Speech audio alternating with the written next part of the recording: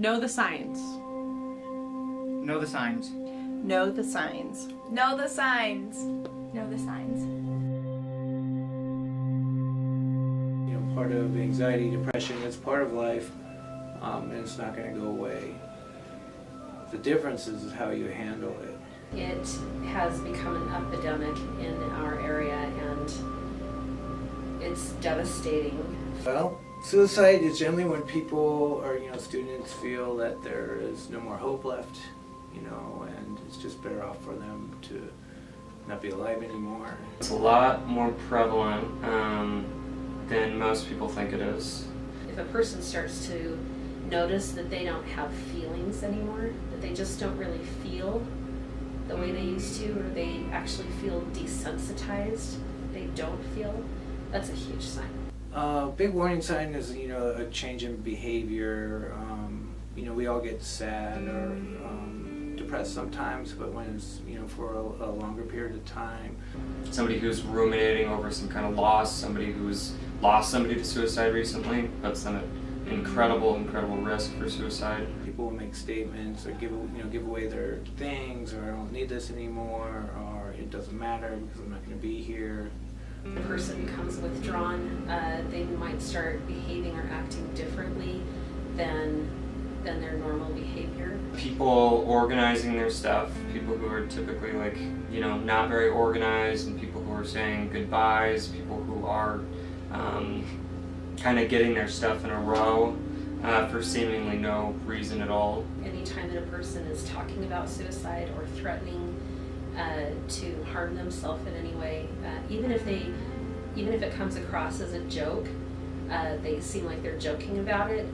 It's not something that people with normal behavior really make jokes about, and so that's a big thing. If anyone's talking about it, that would be a sign that they might seriously be thinking about that. Most of the time it's a shock to family, friends.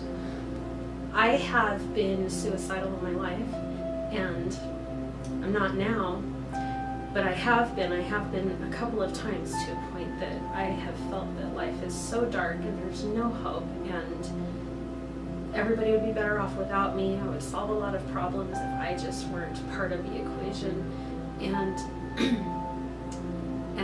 and I got to the point where I actually thought very deeply about it, how I would do this, and I started making plans, and I'm so grateful that I didn't, that I chose to stay here. You feel that there's no hope, and really the best thing is that you have to reach out.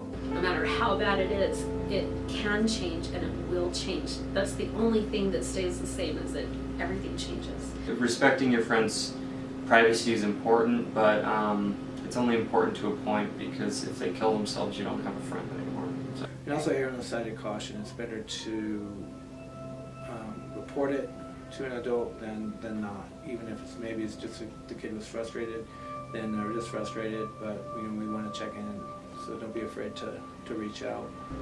Be a good friend to them, and listen, and take people seriously when they tell you these kinds of things.